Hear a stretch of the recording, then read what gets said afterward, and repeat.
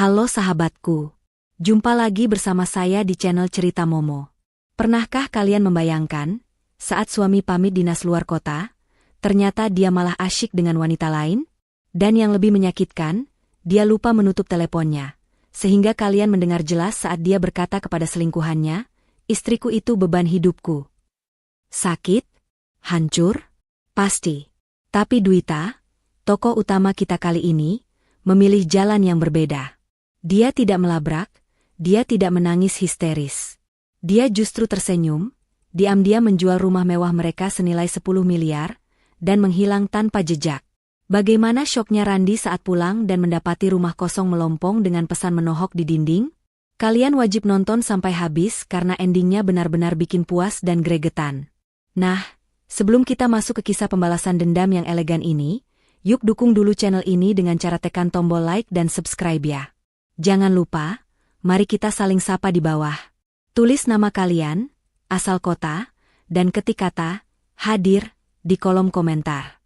Aku pengen tahu nih, mana suaranya sahabat Momo yang sudah siap melihat suami sombong kena batunya? Oke, kalau sudah, mari kita mulai ceritanya. Pagi itu, matahari belum sepenuhnya menampakkan diri, namun Dwita sudah sibuk di dapur. Aroma nasi goreng spesial kesukaan suaminya, Randi, sudah menguar memenuhi ruangan. Rumah mewah 2 lantai itu tampak berkilau, hasil kerja keras Dwita yang membersihkan setiap sudutnya tanpa bantuan asisten rumah tangga. Bukan karena tidak mampu membayar, tetapi karena Randi selalu melarangnya dengan alasan penghematan, padahal Dwita tahu betul suaminya itu hanya ingin memegang kendali penuh atas keuangan rumah tangga. Dwita tersenyum getir menyeka keringat di pelipisnya. Sebagai istri yang berbakti, ia menelan semua lelah itu demi senyuman Randi.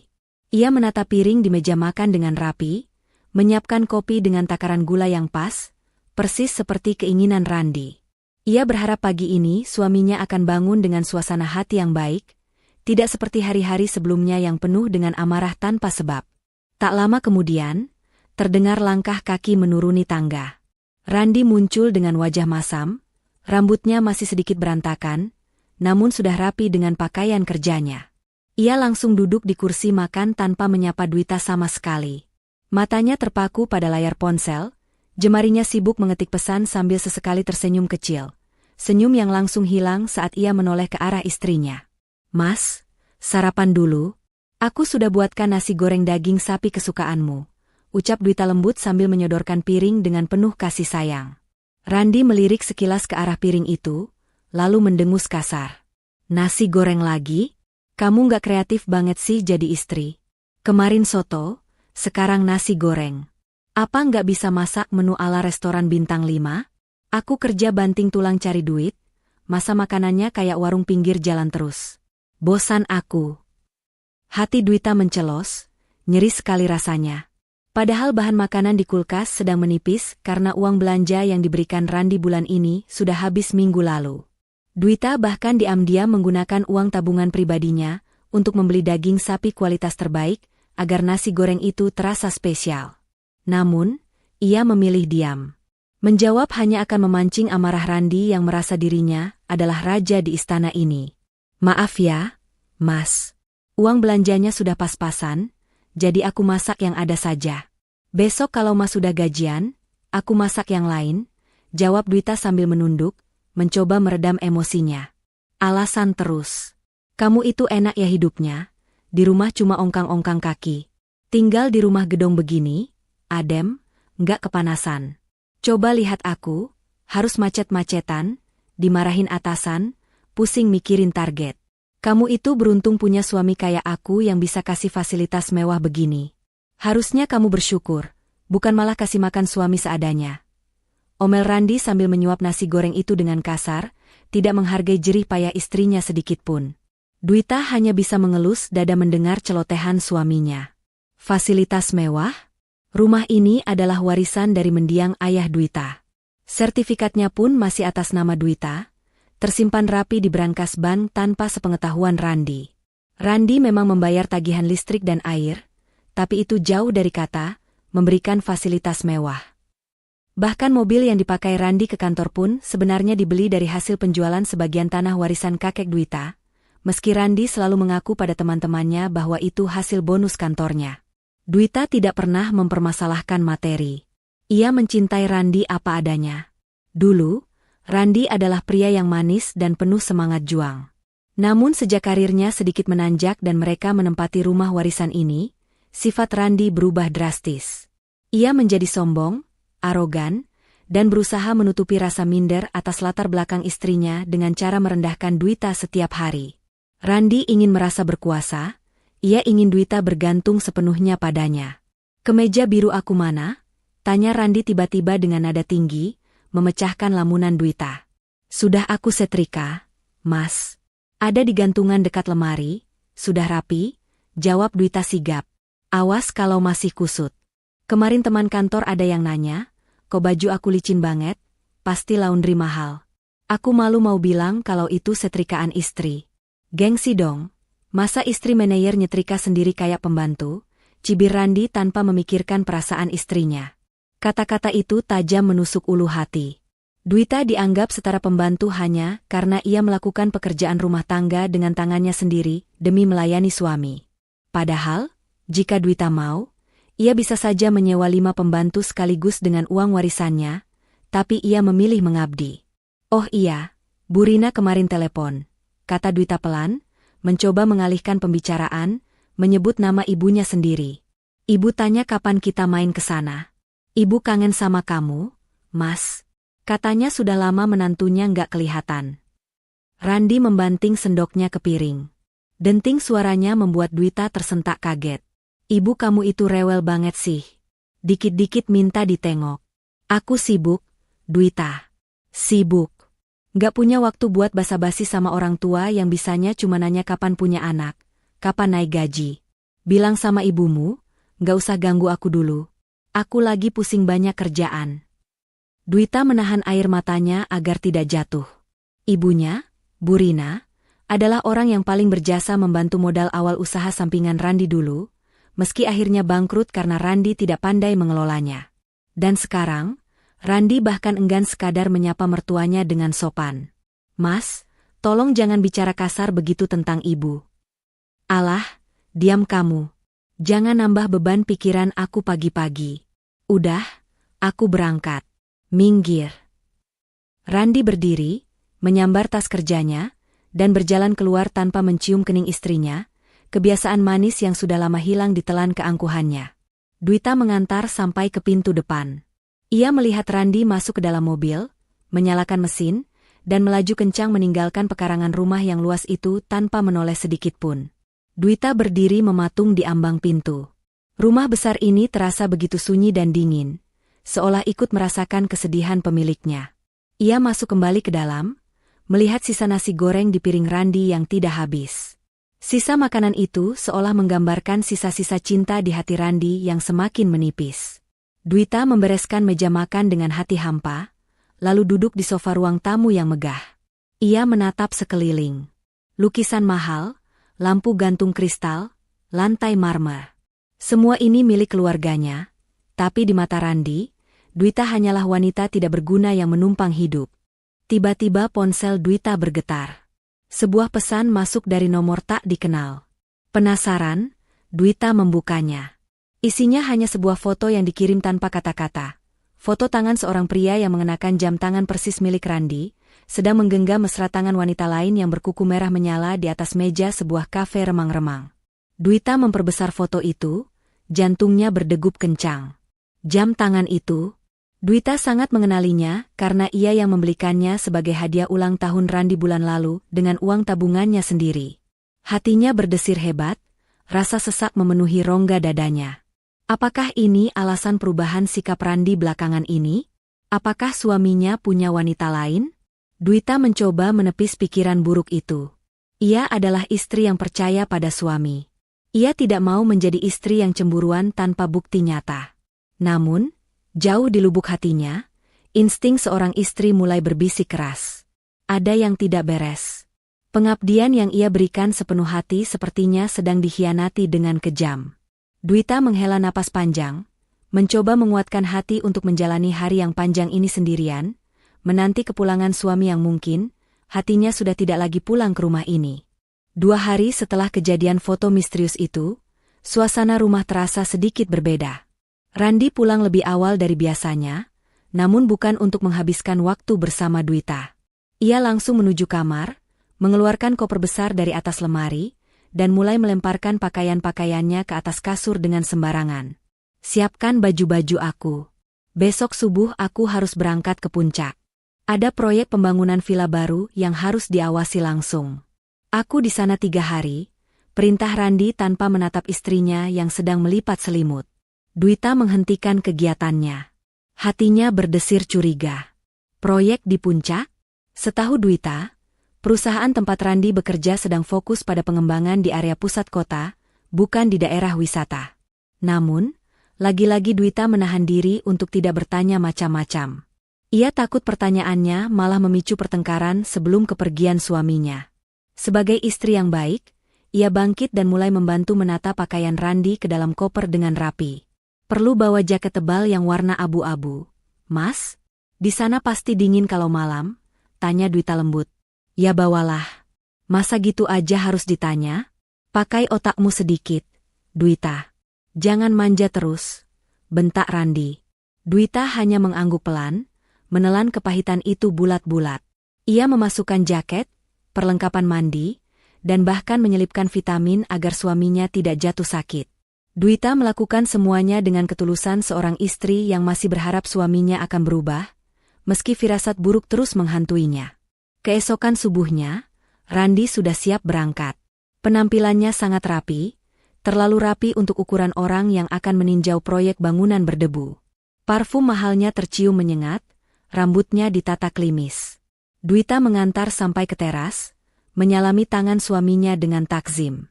Hati-hati di jalan ya, Mas. Kabari kalau sudah sampai, ucap Dwita. Randi menarik tangannya cepat-cepat, seolah jijik disentuh lama-lama. Nggak usah telepon-telepon kalau nggak penting. Aku di sana kerja, bukan liburan. Jangan ganggu konsentrasi aku dengan hal-hal remeh rumah tangga, ketusnya sebelum masuk ke dalam mobil. Mobil Randi melaju meninggalkan rumah. Dwita menatap nanar kepergian suaminya. Ada rasa sesak yang aneh, seolah ini adalah awal dari sebuah badai besar. 1 jam berlalu. Dwita sedang membereskan sisa sarapan ketika ponselnya berdering. Nama, suamiku, tertera di layar.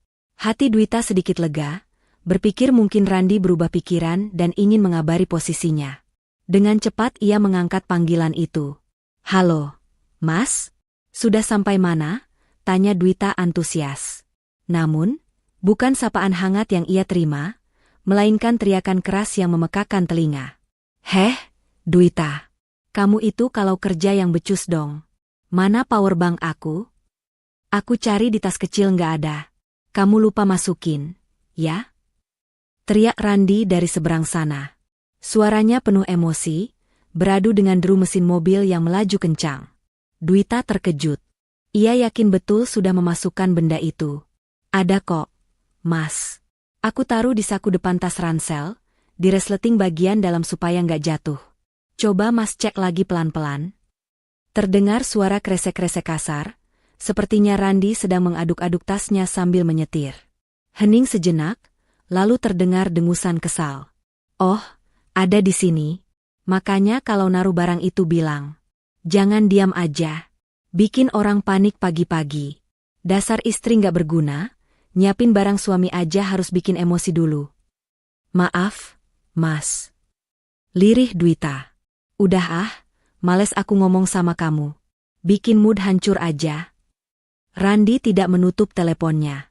Mungkin karena terburu-buru atau karena emosinya yang meluap, ia hanya melempar ponselnya begitu saja ke jok samping, atau mungkin memasukkannya ke saku kemeja tanpa menekan tombol merah. Sambungan telepon itu masih aktif. Dwita hendak mematikan panggilan karena takut pulsa suaminya tersedot, namun tiba-tiba ia mendengar suara lain. Suara pintu mobil dibuka dan ditutup kembali. Lalu, suara tawa manja seorang wanita terdengar sangat jelas, seolah wanita itu duduk tepat di sebelah ponsel Randi. Hai, sayang. Maaf ya nunggu lama di minimarket. Tadi antri toiletnya panjang banget. Ucap suara wanita itu dengan nada merayu. Jantung Dwita berhenti berdetak seketika. Tangannya gemetar memegang ponsel yang masih menempel di telinganya. Ia mengenali suara itu samar-samar, tapi ia tidak ingin mempercayainya.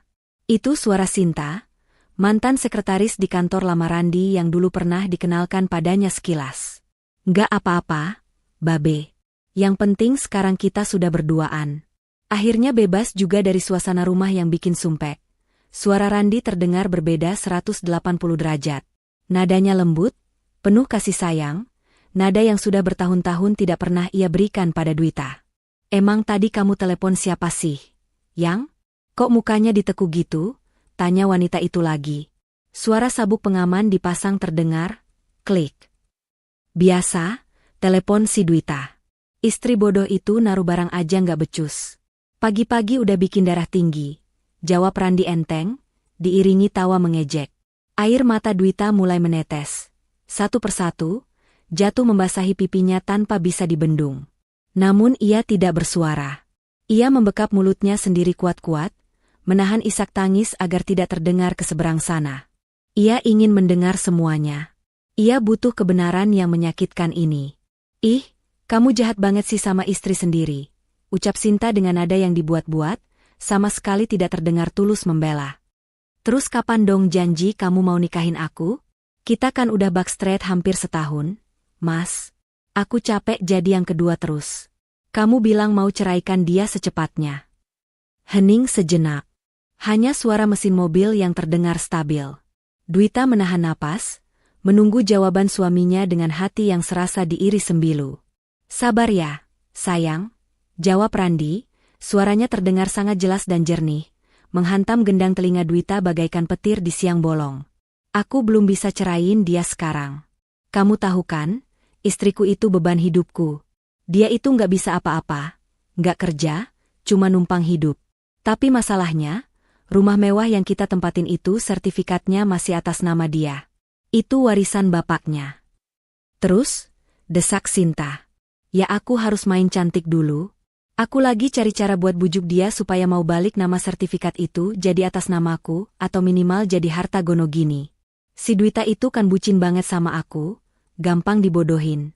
Nanti kalau rumah itu sudah resmi jadi milikku, atau minimal aku pegang kuasanya, baru deh aku tendang dia keluar. Habis itu, rumah itu bakal jadi istana kita berdua. Kita usir si beban itu ke jalanan." "Ah, kamu pinter banget sih, Mas. Makin cinta deh," seru Sinta kegirangan, diikuti suara kecupan basah yang menjijikkan. "Iya dong. Makanya sekarang kita happy-happy dulu di puncak. Lupain si beban itu. 3 hari ini aku milik kamu sepenuhnya." Telepon terputus. Mungkin sinyal hilang karena mobil memasuki area pegunungan, atau Randi baru sadar ponselnya belum mati. Di ruang makan yang megah namun dingin itu, Dwita terduduk lemas di lantai. Ponselnya terlepas dari genggaman, jatuh ke karpet tebal. Dunianya runtuh seketika. Selama 5 tahun ia mengabdi, mencintai, dan melayani Randi dengan sepenuh jiwa, ternyata di mata suaminya, ia hanyalah beban dan target penipuan. Semua perlakuan kasar Randi, semua bentakan, dan semua penghinaan itu kini masuk akal. Randi tidak pernah mencintainya. Randi hanya mencintai aset yang dimilikinya. Dwita menangis tergugu, memeluk lututnya sendiri. Rasa sakitnya begitu dalam hingga ia merasa sulit bernapas. Bayangan wajah Randi yang memelas saat melamarnya dulu, berjanji akan menjaganya sampai mati, kini berubah menjadi wajah monster yang menakutkan. Namun, perlahan-lahan, tangisan Dwita mereda. Kesedihan yang mendalam itu perlahan berubah wujud. Air matanya mengering, digantikan oleh sorot mata yang tajam dan dingin. Ia bangkit berdiri, menghapus sisa air mata di pipinya dengan kasar. Ia menatap pantulan dirinya di cermin besar ruang tengah. Wanita di cermin itu tampak rapuh, tapi di balik matanya, ada api kemarahan yang mulai menyala. "Beban?" gumam Dwita lirih, mengulangi kata-kata suaminya. "Kamu bilang aku beban, Mas? Baiklah. Kalau begitu, aku akan buktikan padamu bagaimana rasanya hidup tanpa beban ini. Dan saat kamu sadar, kamu akan menyesal seumur hidupmu karena telah membangunkan harimau tidur." Dwita mengambil ponselnya kembali. Ia tidak menelepon balik Randi. Ia justru membuka daftar kontak, mencari sebuah nama yang sudah lama tidak ia hubungi karena larangan Randi. Nama pengacara kepercayaan mendiang ayahnya. Pertunjukan sandiwara Randi sudah selesai. Sekarang, giliran Dwita yang akan menyutradarai drama pembalasannya sendiri. Sambungan telepon itu tersambung pada nada dering ketiga. "Halo, Pak Dharma," sapa Dwita. Suaranya terdengar datar, tenang, namun menyiratkan ketegasan yang sudah lama hilang dari dirinya. Di seberang sana, terdengar suara berat seorang pria paruh baya yang terkejut. "Non Dwita? Masya Allah, ini benar Non Dwita? Sudah hampir 3 tahun Bapak tidak mendengar kabar Non. Nomor Non ganti-ganti terus. Bapak coba hubungi lewat suami Non tapi selalu dibilang Non sedang sakit atau sibuk." Dwita tersenyum miris. Ternyata begitu cara Randi memutus aksesnya dari dunia luar. Mengisolasi dirinya agar tidak ada yang tahu betapa menderitanya putri tunggal pengusaha properti ternama itu. "Saya sehat, Pak. Maafkan Dwita yang selama ini menghilang. Ada hal mendesak yang harus saya bicarakan. Ini soal aset peninggalan ayah, rumah yang sekarang saya tempati bersama Randi. Bisakah kita bertemu sekarang juga? Saya tidak punya banyak waktu.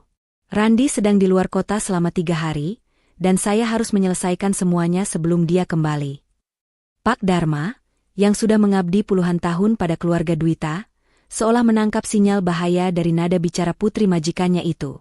Tanpa banyak bertanya, ia langsung menyanggupi. "Tentu, Non. Datanglah ke kantor Bapak.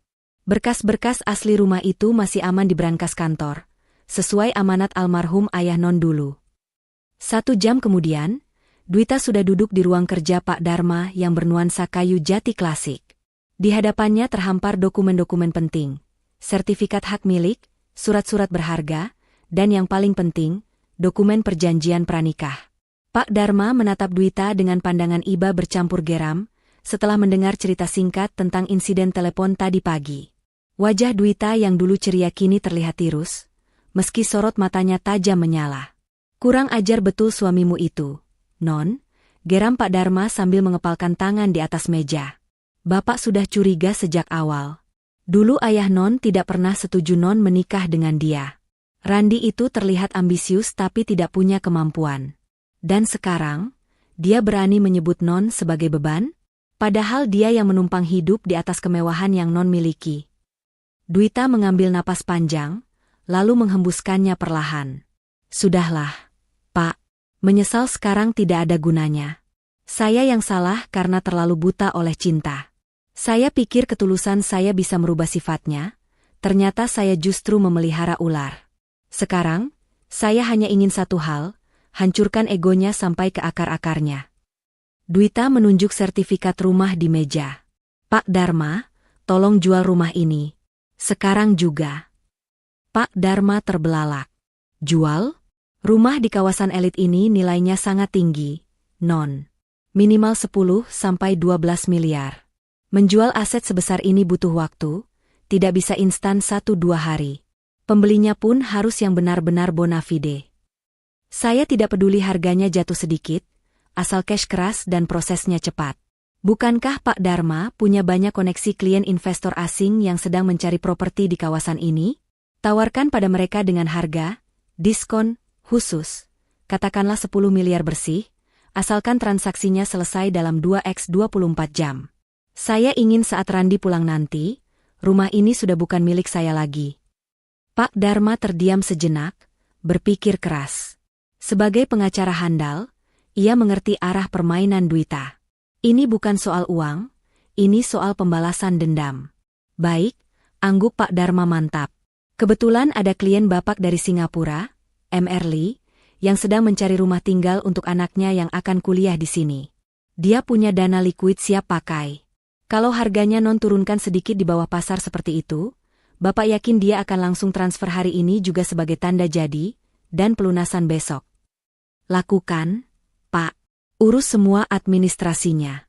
Saya akan tanda tangan apapun yang diperlukan," jawab Dwita tegas. Pak Dharma kemudian membuka map berwarna biru tua. "Satu hal lagi yang perlu Non ingat.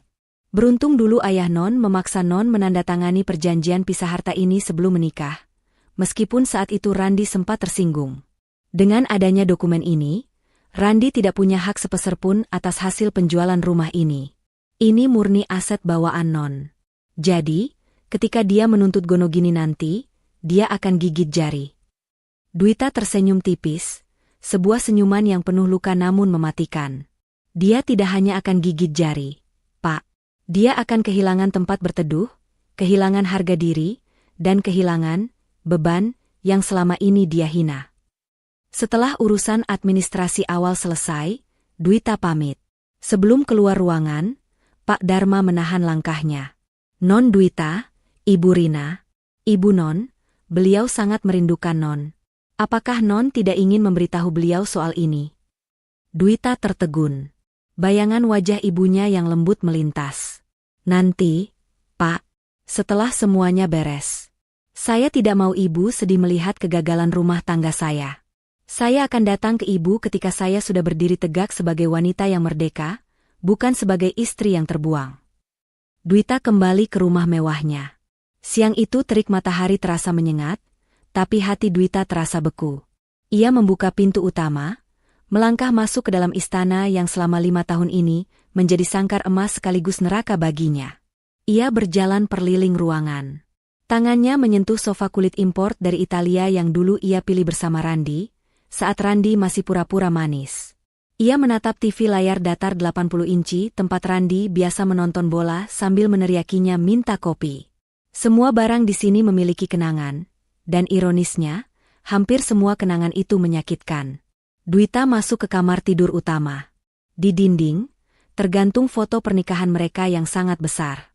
Di foto itu, Dwita tersenyum bahagia dalam balutan kebaya putih, sementara Randi tersenyum lebar, senyum kemenangan seorang pria miskin yang berhasil menikahi putri konglomerat.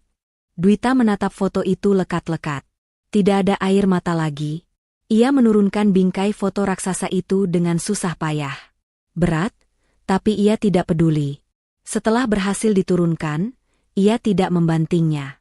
Ia hanya meletakkannya terbalik di lantai, lalu menyeretnya ke gudang belakang. Cinta itu sudah mati, Mas, bisik Dwita pada kehampaan kamar. Kamu bilang aku beban? Baiklah. Mulai hari ini, aku akan menjadi beban terberat yang pernah kamu lepaskan. Kamu akan mencari beban ini seumur hidupmu ketika kamu sadar bahwa beban inilah yang selama ini menopang kakimu agar tidak terperosok ke dalam lumpur kemiskinan. Ponsel Dwita bergetar lagi. Pesan dari Pak Dharma. Emerly setuju. Dia sangat antusias. Tim legal mereka akan datang besok pagi untuk inspeksi kilat dan tanda tangan AJB, akta jual beli. Uang muka 2 miliar sudah ditransfer ke rekening pribadi Non yang baru, bukan rekening bersama. Sisanya 8 miliar akan cair lusa setelah tanda tangan. Dwita menatap layar ponselnya. Angka 0 di saldo rekening barunya kini bertambah banyak. Uang itu nyata. Rencana ini nyata. Sekarang, saatnya tahap kedua, membersihkan jejak. Dwita tidak akan membiarkan Randi menikmati 1 sendok pun dari rumah ini. Ia akan menjual semuanya. Perabot, elektronik, hiasan dinding, sampai karpet. Ia akan membuat rumah ini kosong melompong, sekosong hati Randi yang tega mengkhianatinya. Dwita membuka laptopnya, membuat akun baru di sebuah situs jual beli barang bekas dengan nama samaran. Ia mulai memotret perabotan mewah di sekelilingnya satu persatu. Dijual cepat, sofa kulit asli Italia. Harga miring. Angkut hari ini. Dijual cepat, Smart TV 80 inch. Kondisi mulus. Butuh uang. Dijual cepat, kulkas 4 pintu. Jari jemari Dwita menari di atas keyboard dengan lincah. Tidak ada keraguan sedikit pun. Setiap kali ia menekan tombol, enter, untuk memposting iklan, rasanya seperti melepaskan satu rantai yang membelenggu lehernya. Di puncak sana, Randi mungkin sedang tertawa bahagia bersama Sinta, merayakan kemenangan semu mereka. Tapi di sini, dalam kesunyian rumah besar ini, Dwita sedang menyiapkan panggung kehancuran bagi suaminya. Panggung yang akan membuat Randi tersadar bahwa tanpa si beban, dia hanyalah seorang pecundang yang tidak punya apa-apa. 3 hari berlalu dengan sangat lambat bagi Dwita, namun sangat cepat bagi rencananya. Sore itu, suara mesin mobil terdengar memasuki pekarangan rumah. Randi telah pulang. Dwita yang sedang melipat baju di ruang tengah menarik napas dalam-dalam. Jantungnya berdegup kencang, bukan karena rindu, melainkan karena adrenalin. Ini adalah babak baru di mana kemampuan aktingnya akan diuji. Ia harus menjadi wanita bodoh yang diinginkan suaminya.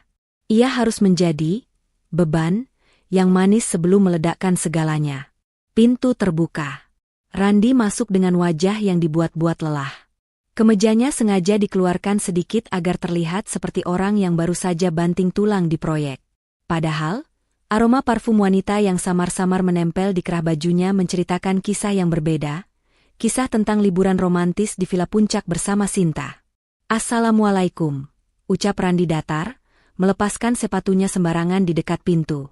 "Waalaikumsalam, Mas," sambut Dwita dengan senyum lebar yang merekah. Ia bergegas menghampiri suaminya, mengambil tas kerja dari tangan Randi, dan mencium tangan pria itu dengan takzim. "Ya ampun, Mas kelihatan capek banget. Gimana proyeknya? Lancar?" Randi sedikit terkejut dengan sambutan hangat itu. Biasanya, jika ia pulang dinas luar kota, Dwita akan memberondongnya dengan pertanyaan curiga atau memeriksa baju kotornya. Tapi kali ini, istrinya terlihat sangat patuh. "Lancar," jawab Randi singkat sambil berjalan menuju sofa dan menghempaskan tubuhnya. "Capek banget, Dwi. Panas-panasan, debu, ngurusin tukang yang bandel. Kepala aku mau pecah rasanya." "Kasihan suamiku sayang," ucap Dwita dengan nada manja yang dibuat-buat. Ia bergegas ke belakang, mengambil segelas air dingin dan handuk basah hangat. Dengan telaten, ia menyeka wajah Randi dan memijat bahu suaminya. "Mas istirahat aja dulu ya. Jangan mikirin kerjaan lagi. Aku udah siapin air hangat buat mandi." Randi memejamkan mata menikmati pijatan Dwita. Dalam hati ia bersorak kegirangan. Bodoh benar perempuan ini, batin Randi. Ternyata dia nggak dengar percakapan aku di telepon kemarin. Atau mungkin dia terlalu dungu untuk paham. Baguslah, rencanaku bakal makin mulus. "Dwi," panggil Randi tiba-tiba, menepis pelan tangan Dwita di bahunya. Sambil pijit, "Aku mau ngomong serius soal masa depan kita."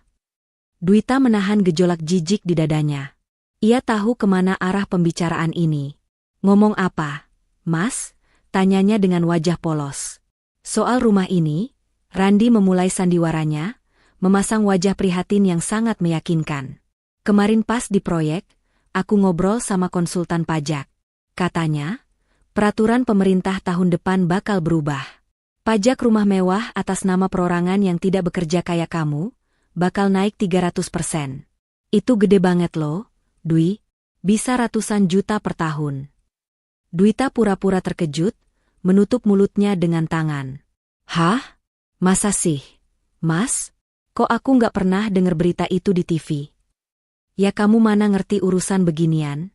Itu info orang dalam," dusta Randi semakin lancar. "Nah, aku mikir, kasihan kamu kalau nanti pusing mikirin pajak. Uang warisan ayah kamu kan lama-lama habis. Aku sebagai suami yang bertanggung jawab, nggak mau kamu terbebani." Randi menatap mata Dwita tajam, mencoba mengintimidasi sekaligus memanipulasi. "Saran aku, mending sertifikat rumah ini kita balik nama aja jadi atas nama aku. Kalau atas nama aku, pajaknya bisa aku masukin ke tunjangan kantor. Jadi kita nggak perlu bayar sepeser pun. Kamu tinggal duduk manis, terima beres. Rumah aman, uang aman. Gimana?" Dwita ingin sekali tertawa keras mendengar bualan murahan itu. Pajak naik 300%? Tunjangan kantor menanggung pajak rumah pribadi? Randi benar-benar menganggapnya wanita tolol yang tidak pernah sekolah. Namun, Dwita mengangguk pelan dengan wajah ragu yang dibuat-buat. "Bener juga ya, Mas. Aku emang nggak ngerti urusan surat-surat. Pusing kalau harus ke kantor pajak." "Nah, kan? Makanya, percaya sama suami. Aku ini kepala keluarga, aku yang atur semuanya." Randi tersenyum lebar, merasa kemenangannya sudah di depan mata. "Nanti aku siapin berkasnya dari notaris kenalan aku. Kamu tinggal tanda tangan aja. Gampang, kan?" "Iya, Mas. Nanti aku tanda tangan," jawab Dwita lirih. "Iya, Mas. Aku akan tanda tangan." Tapi bukan tanda tangan pemindahan aset ke kamu, melainkan tanda tangan akta jual beli dengan M. Lee, batin Dwita dingin. Bagus. Istri penurut itu rezekinya lancar. Puji Randi sambil menepuk pipi Dwita pelan, seolah sedang memuji hewan peliharaan. Ya udah, aku mau mandi dulu. Gerah. Begitu Randi masuk ke kamar mandi dan suara gemericik air terdengar, wajah polos Dwita lenyap seketika. Tatapannya berubah tajam. Ia bergerak cepat. Ia membuka lemari pakaian Randi, mengambil beberapa jam tangan mewah dan koleksi sepatu bermerek milik suaminya yang jarang dipakai. Barang-barang itu sebenarnya dibeli menggunakan kartu kredit tambahan, supplementary card, yang tagihannya dibayar oleh Dwita setiap bulan. Jadi secara teknis, itu milik Dwita. Ia memasukkan barang-barang itu ke dalam tas belanja besar yang sudah ia siapkan di balik tumpukan baju kotor. Besok, saat Randi pergi kerja, ia akan menjual semua barang tersier ini ke tempat barang bekas langganannya. Lumayan untuk menambah ongkos, menghilang. Malam harinya, saat Randi sudah tertidur pulas dengan dengkuran keras, mungkin lelah setelah bekerja keras, di puncak, Dwita diam-diam membuka brankas kecil di dalam lemari pakaian mereka. Ia mengambil semua perhiasan emas dan berlian peninggalan ibunya yang selama ini ia simpan. Ia juga mengambil BPKB mobil Honda CR-V yang dipakai Randi sehari-hari. Randi tidak tahu bahwa mobil itu juga atas nama Dwita. Dulu Randi merengek minta dibelikan mobil agar terlihat bona fide di depan klien, dan Dwita yang sedang dimabuk cinta menurutinya begitu saja. Dwita menatap BPKB itu. Besok, mobil ini akan kujual ke showroom teman Pak Dharma. Kamu masih bisa memakainya sampai lusa, Mas. Nikmatilah menyetir mobil yang bukan lagi milikmu, pikir Dwita. Tiba-tiba ponsel Randi di nakas bergetar. Layarnya menyala. Sebuah pesan WhatsApp masuk. Sayang, kok belum tidur? Aku kangen nih. Kasur di apartemenku dingin kalau nggak ada kamu. Cepetan urusi beban itu ya, biar kita bisa bobok bareng tiap malam di rumah gedong itu. Nama pengirimnya disamarkan menjadi Pak Bos Proyek, tapi Dwita tahu itu Sinta. Dwita tidak marah lagi membaca pesan itu. Ia justru merasa kasihan. Kasihan pada Sinta yang tidak tahu bahwa rumah gedong, impiannya sudah terjual pagi tadi secara sah di hadapan notaris, dan uang mukanya sudah diamankan di rekening luar negeri milik Dwita. Dwita meletakkan kembali ponsel itu.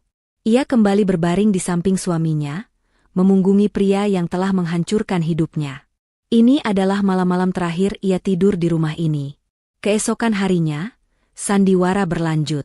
Randi berangkat kerja dengan mobil CR-V-nya, bersiul riang karena merasa Dwita sudah setuju untuk membalik nama sertifikat rumah. Begitu mobil Randi hilang di tikungan, sebuah truk box tertutup parkir di depan rumah. Bukan truk pindahan biasa yang mencolok, tapi truk jasa angkut barang antik. Satu persatu lukisan mahal diturunkan. Koleksi kristal di lemari hias dikosongkan. Dwita bekerja cepat dan senyap. Ia tidak menjual perabot besar dulu agar Randi tidak curiga saat pulang nanti sore. Ia hanya mengambil barang-barang kecil namun bernilai tinggi. Vas bunga Ming dinasti yang harganya ratusan juta, terjual. Koleksi tas branded yang jarang dipakai, terjual. Perhiasan, sudah jadi uang tunai. Rumah itu masih terlihat berisi secara kasat mata. Namun, jiwa, kemewahannya sudah melayang pergi. Sore harinya, Dwita menerima telepon dari pihak showroom. Bu Dwita, proses buyback mobil CR-V dengan plat nomor B1RND sudah kami setujui. Tim kami akan mengambil unitnya lusa pagi sesuai permintaan Ibu, dengan alasan, servis rutin, jika Bapak bertanya. Terima kasih, jawab Dwita singkat. Saat Randi pulang sore itu, ia kembali mengeluh soal rumah. Dwi, AC di kamar atas kok nggak dingin sih? Panggilin tukang dong. Boros listrik kalau rusak begini. Kamu tuh di rumah ngapain aja sih? Ngerawat barang aja nggak bisa. Dwita tersenyum manis, menyodorkan teh hangat. Iya, Mas. Maaf ya. Besok aku panggilin tukang servis terbaik. Tidak perlu diservis, Mas, batin Dwita. Toh lusa, bukan cuma AC-nya yang hilang, tapi rumahnya pun akan hilang dari jangkauanmu. Dwita menatap kalender di dinding dapur.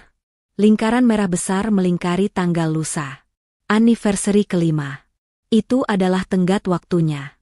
Hari di mana Randi berjanji pada selingkuhannya untuk menceraikan Dwita, dan hari di mana Dwita akan memberikan hadiah yang tak akan pernah dilupakan Randi seumur hidupnya. "Mas," panggil Dwita lembut saat mereka makan malam. "Apalagi?" sahut Randi ketus, matanya tak lepas dari ponsel. "Lusa kan ulang tahun pernikahan kita. Mas ingat kan?" Randi terdiam sejenak, lalu mendengus.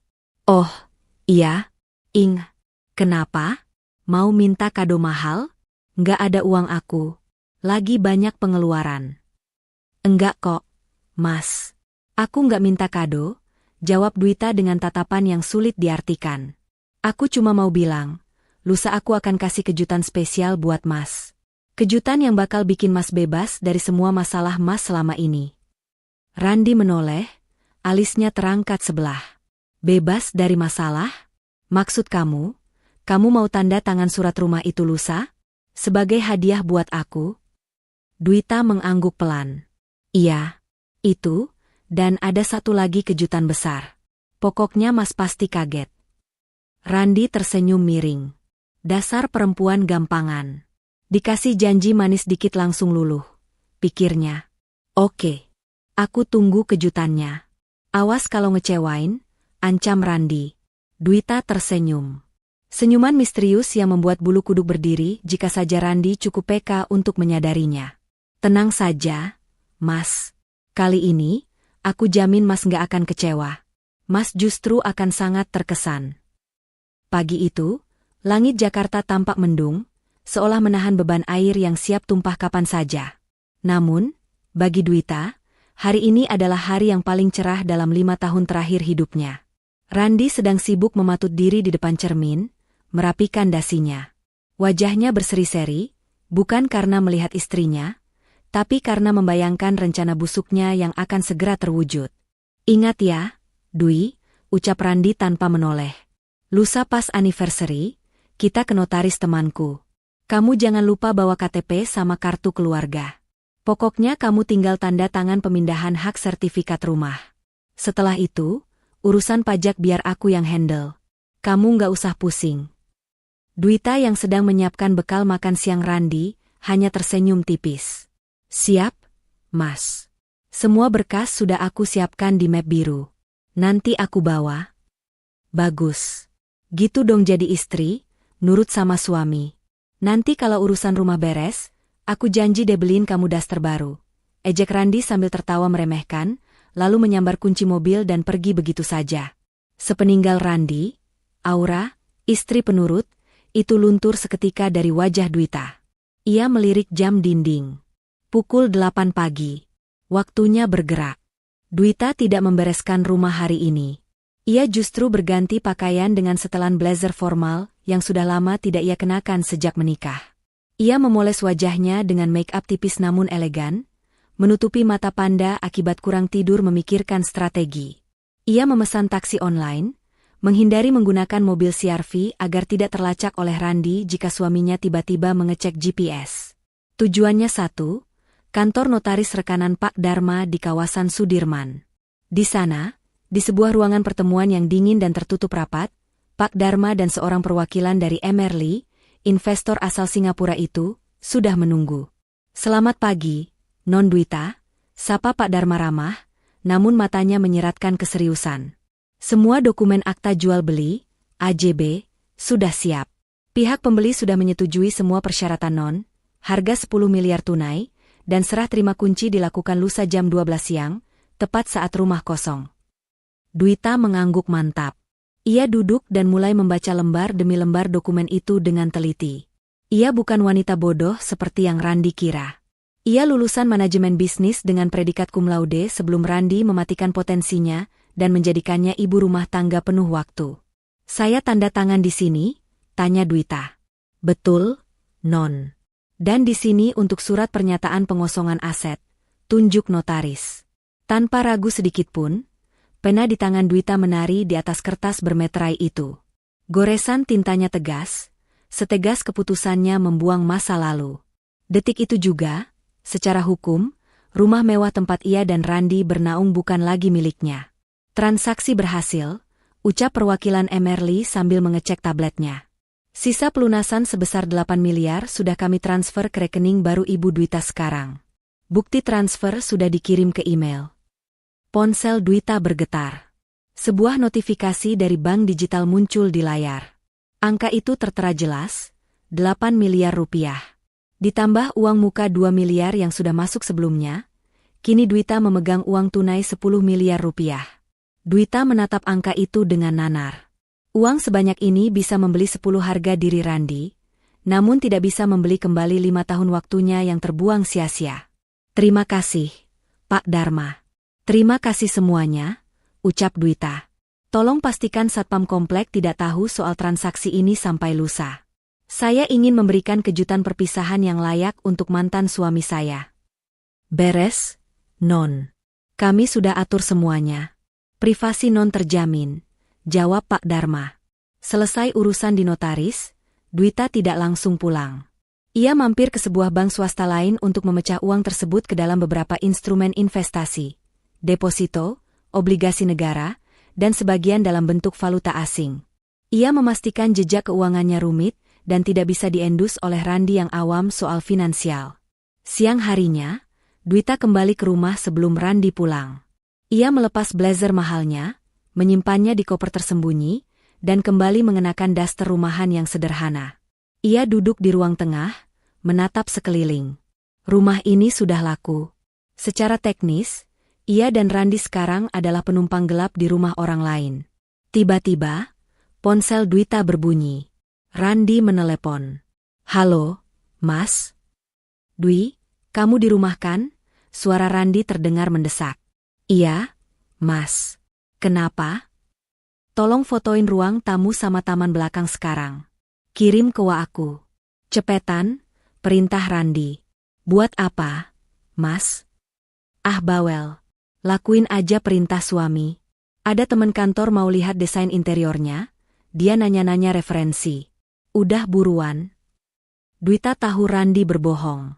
Pasti Sinta yang meminta foto itu, mungkin ingin membayangkan di mana dia akan menaruh sofa barunya nanti. Atau mungkin Sinta ingin pamer ke teman-temannya calon, istana, barunya. Iya, Mas. Tunggu sebentar, jawab Dwita lembut. Dwita memotret ruang tamu yang masih lengkap dengan perabotnya, karena truk angkut barang besar baru akan datang besok pagi. Ia mengirimkan foto itu ke Randi. Ting. Pesan balasan masuk dari Randi.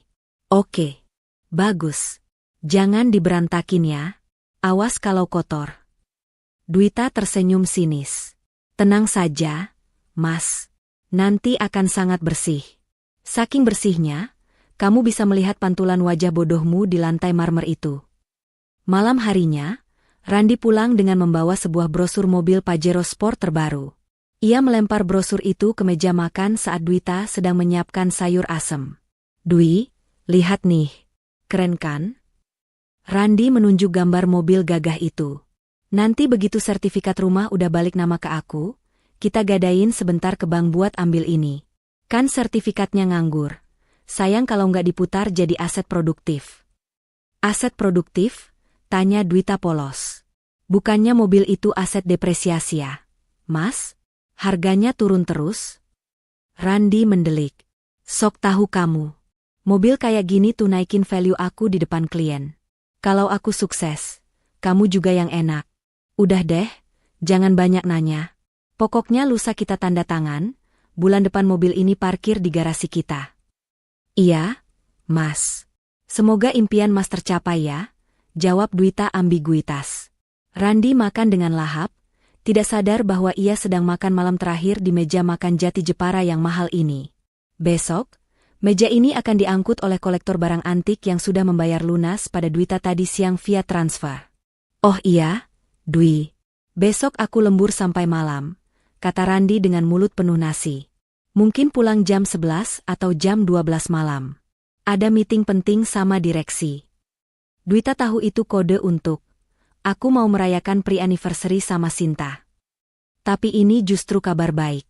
Artinya, Dwita punya waktu seharian penuh besok untuk mengosongkan rumah ini tanpa gangguan.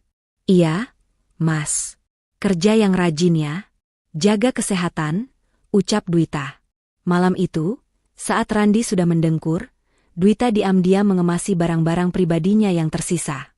Baju-baju, dokumen pribadi, foto masa kecil, dan kenangan bersama orang tuanya.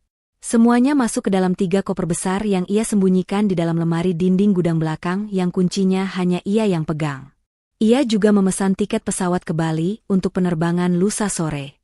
Ia akan memulai hidup baru di sana, membuka bisnis resort kecil-kecilan dengan modal yang ia miliki, jauh dari bayang-bayang Randi.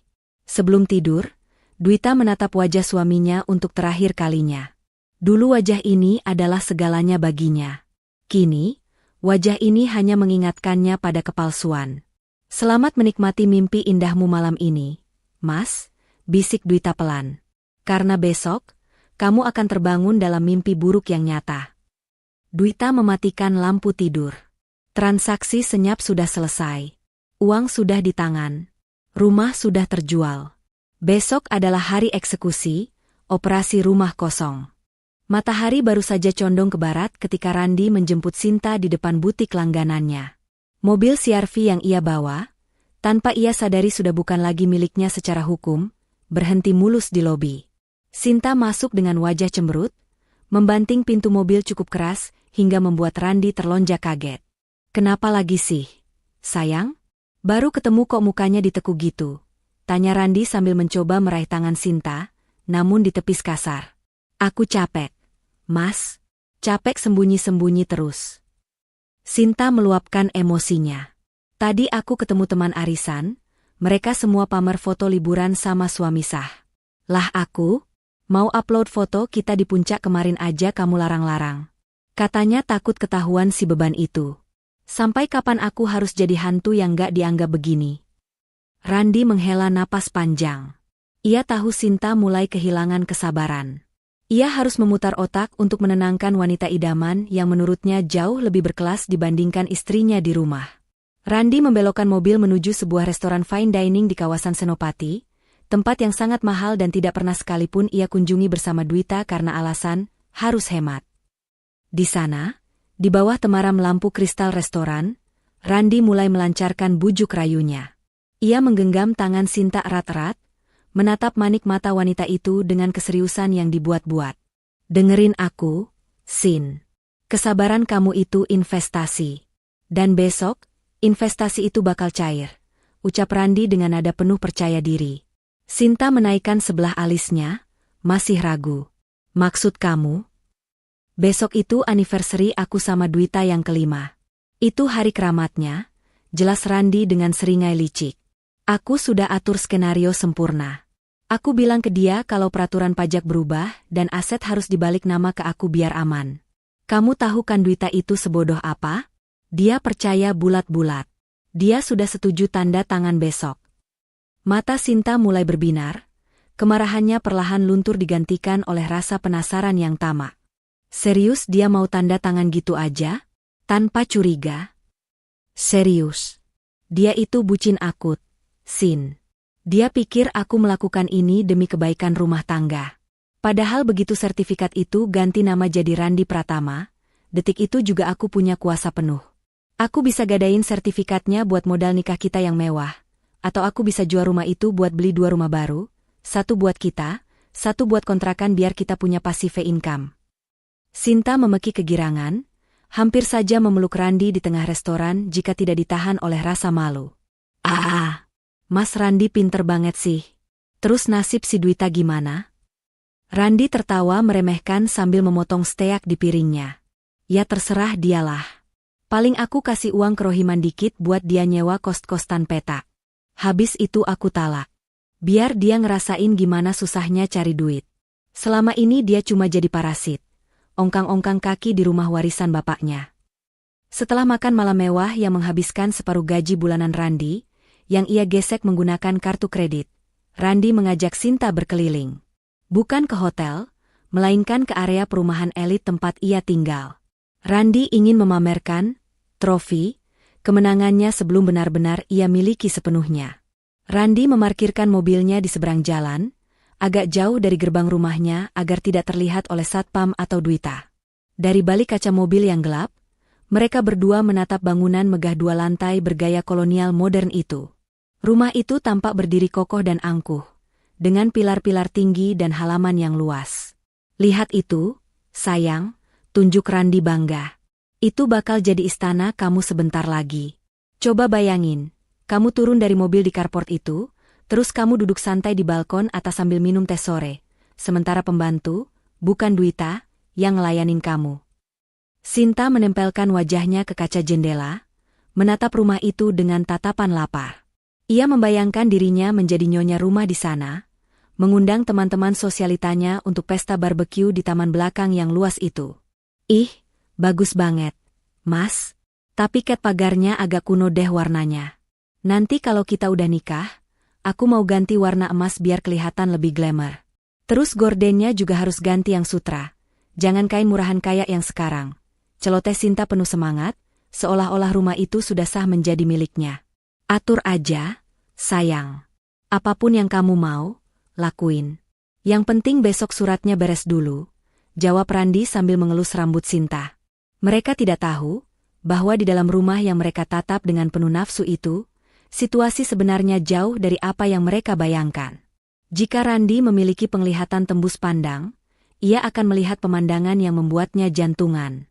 Di dalam sana, Dwita tidak sedang duduk manis menunggu suaminya pulang. Dwita justru sedang sibuk mengawasi beberapa orang pekerja yang mengangkut keluar sofa kulit mewah dari ruang tamu, lewat pintu samping agar tidak mencolok.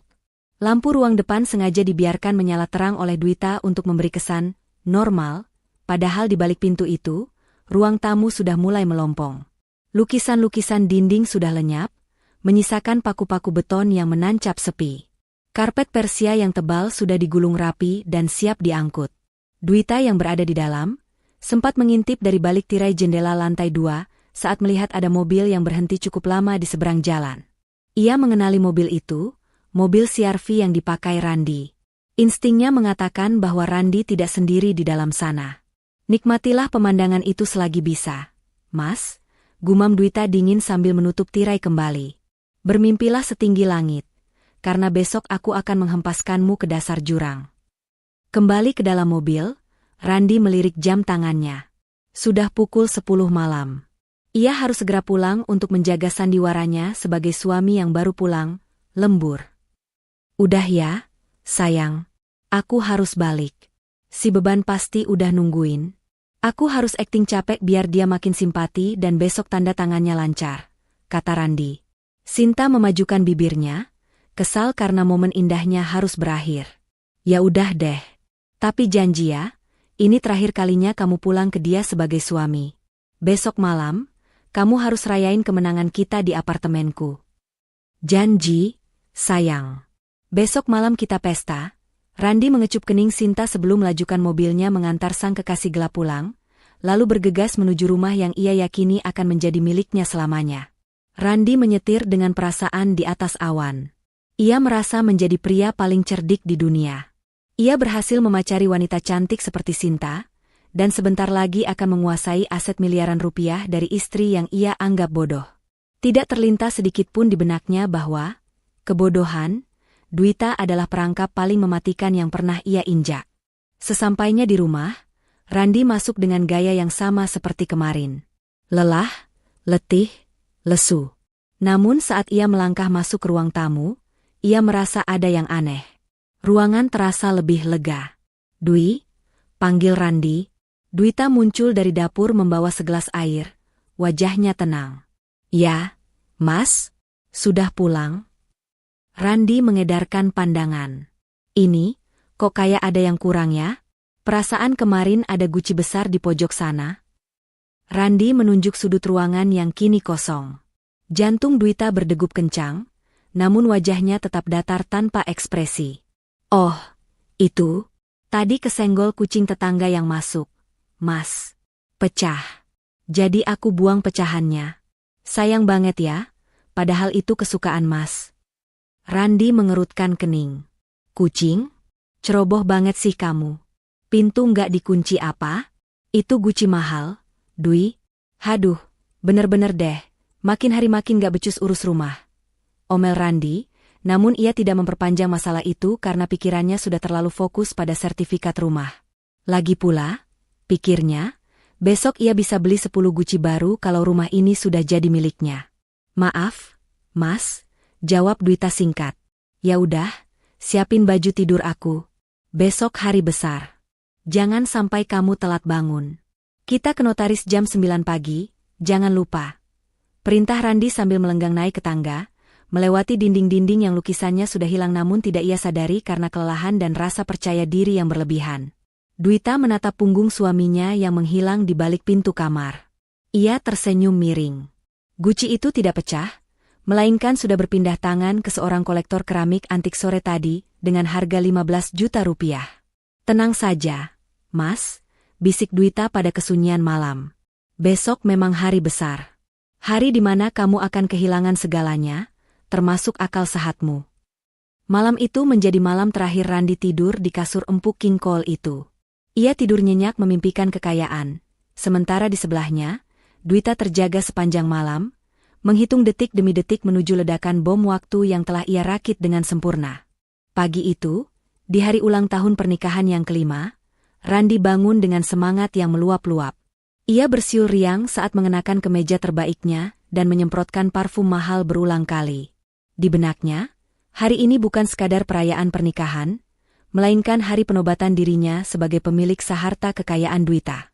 Dwi, ingat ya, ucap Randi sambil merapikan rambutnya di depan cermin.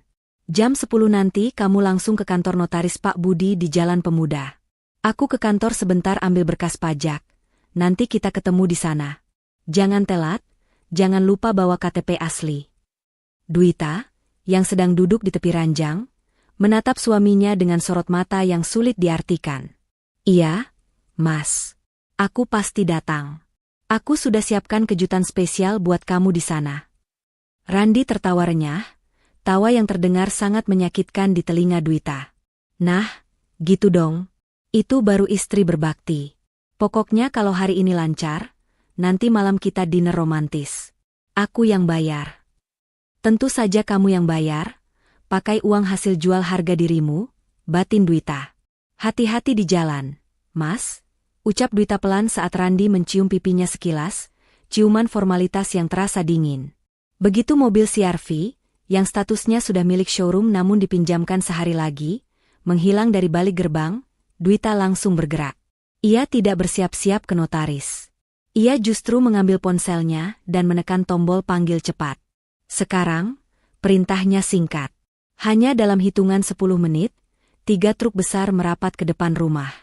Bukan truk pindahan biasa, melainkan tim likuidasi aset yang sudah dibayar mahal oleh Dwita untuk bekerja senyap dan super cepat.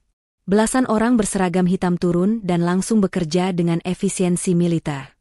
Mereka tidak mengangkut barang untuk dipindahkan ke rumah baru, karena Dwita tidak butuh barang-barang yang penuh kenangan pahit itu. Semua barang, sofa, lemari, meja makan, bahkan tempat tidur, diangkut untuk dibawa ke gudang pelelangan barang bekas. Dwita menjual semuanya. Ia ingin menghapus jejak Randi sebersih-bersihnya. Tetangga sebelah rumah sempat mengintip dari pagar, heran melihat kesibukan itu. Dwita menyapa ramah dari kejauhan. Mau renovasi total, Bu? Biar buang sial, serunya sambil tersenyum lebar, membuat tetangga itu mengangguk maklum tanpa curiga. Pukul 11 siang. Pekerjaan selesai. Dwita berdiri di tengah ruang tamu yang kini terasa sangat luas dan bergema. Lantai marmer itu berkilau dingin, memantulkan bayangan dirinya yang berdiri tegak sendirian. Tidak ada lagi foto pernikahan di dinding. Tidak ada lagi sofa tempat Randi biasa duduk sambil memaki-makinya. Rumah itu kini kosong, hampa, persis seperti hati Dwita yang telah dikurasa habis oleh pengkhianatan suaminya. Dwita melirik jam tangannya. Seharusnya saat ini Randi sedang gelisah menunggu di kantor notaris palsu itu, mencoba meneleponnya yang sudah tidak aktif. Saatnya sentuhan terakhir, gumam Dwita.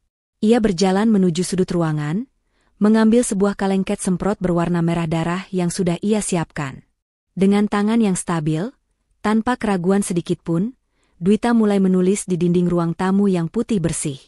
Ia tidak peduli jika ini merusak keindahan dinding itu, karena pemilik baru rumah ini, M. Erli, memang berencana merobohkan tembok ini untuk perluasan area minggu depan.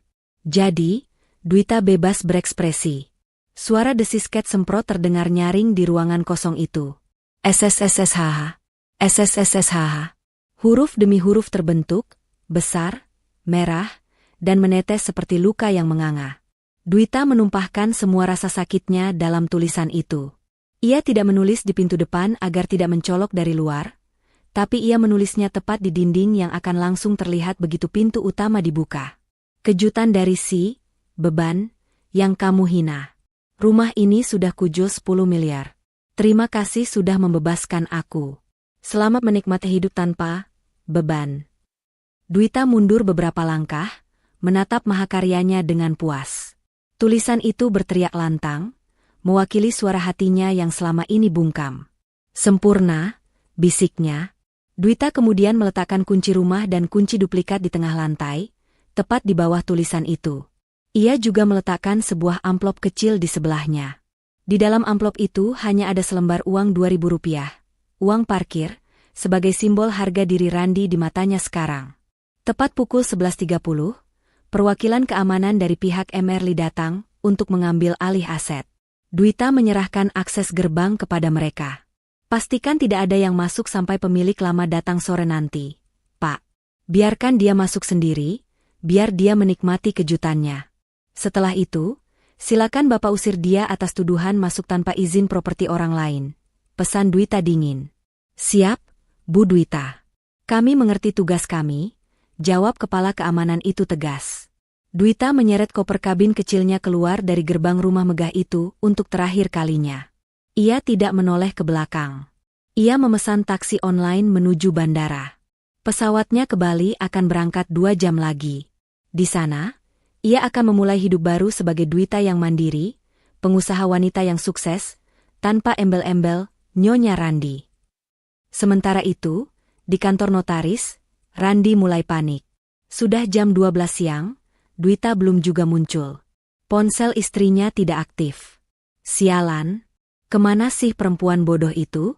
Apa dia nyasar? Apa dia lupa jalan? Umpat Randi di lobi kantor notaris sambil mondar-mandir gelisah. Staf notaris sudah menatapnya dengan pandangan terganggu. Randi mencoba menelepon ke rumah, tapi telepon rumah sudah diputus sambungannya oleh Dwita pagi tadi. Mas, gimana sih? Jadi nggak tanda tangannya? Klien saya ada jadwal lain. Tegur notaris, yang sebenarnya teman Randi yang diajak sekongkol, dengan nada kesal. Sabar bro, bini gue kayaknya ketiduran atau gimana? Kebiasaan, lelet. Randi mencoba berkilah, padahal keringat dingin mulai membasahi punggungnya. Perasaan tidak enak mulai merayapi hatinya. Firasat buruk yang ia tepis sejak kemarin kini datang menyerbu. Aku pulang dulu jemput dia. Awas aja kalau sampai di rumah dia lagi santai-santai nonton TV. Habis dia, geram Randi. Randi berlari menuju parkiran, memacu mobil CR-V itu dengan kecepatan tinggi membelah kemacetan Jakarta. Amarah menguasai kepalanya. Ia sudah membayangkan akan memaki-maki Dwita. Mungkin menamparnya sedikit agar istrinya itu sadar betapa pentingnya hari ini. Ia tidak tahu bahwa di rumah sana tidak ada siapa-siapa yang menyambutnya. Hanya keheningan yang mencekam dan sebuah tulisan merah darah yang siap meruntuhkan dunianya dalam sekejap mata. Mobil Randi melaju kencang, semakin dekat menuju kehancurannya sendiri. Ban mobil CR-V itu berdecit nyaring saat Randi menginjak rem, secara mendadak tepat di depan pagar rumahnya. Debu beterbangan, menggambarkan betapa kalut dan marahnya pengemudi di dalamnya. Randi keluar dari mobil dengan napas memburu, wajahnya merah pada menahan amarah yang sudah diubun-ubun. Di kepalanya hanya ada satu skenario. Ia akan menyeret Dwita keluar, memaksanya masuk mobil, dan membawanya ke notaris meski harus dengan kekerasan verbal sekalipun. Dwi, buka gerbangnya. Jangan pura-pura budek kamu, teriak Randi sambil menggedor gembok pagar. Hening. Tidak ada jawaban. Tidak ada suara langkah kaki tergesa-gesa dari Dwita yang biasanya langsung lari ketakutan jika mendengar suara klakson mobil suaminya. Randi merogoh saku, mencari kunci cadangan dengan tangan gemetar karena emosi. Awas kamu ya. Berani-beraninya mempermainkan aku di hari penting begini. Kamu pikir kamu siapa? Hah? Istri nggak tahu diuntung. umpatnya terus-menerus. Begitu gembok terbuka, Randi mendorong pagar besi berat itu dengan kasar hingga menghantam tembok pembatas. Brak! Suaranya menggema di lingkungan perumahan yang sepi siang itu. Ia tidak peduli. Ia bergegas masuk, melintasi halaman depan. Namun, langkahnya sempat terhenti sejenak. Ada yang aneh. Halaman itu terlalu bersih. Pot-pot bunga anggrek mahal kesayangan Dwita yang biasanya berjejer rapi di teras, kini lenyap tak berbekas. Kursi santai rotan tempat ia biasa merokok sambil memerintah Dwita pun tidak ada. Teras itu kosong melompong. Apa-apaan ini? Dia jualin pot bunga buat belanja? Gumam Randi bingung, namun amarahnya masih mendominasi logikanya. Randi melangkah menuju pintu utama. Terkunci. Ia memutar kunci rumahnya dengan kasar, lalu menendang pintu itu hingga terbuka lebar. Dwita, keluar kamu, teriaknya menggelegar. Namun, bukan sosok istrinya yang ia temukan.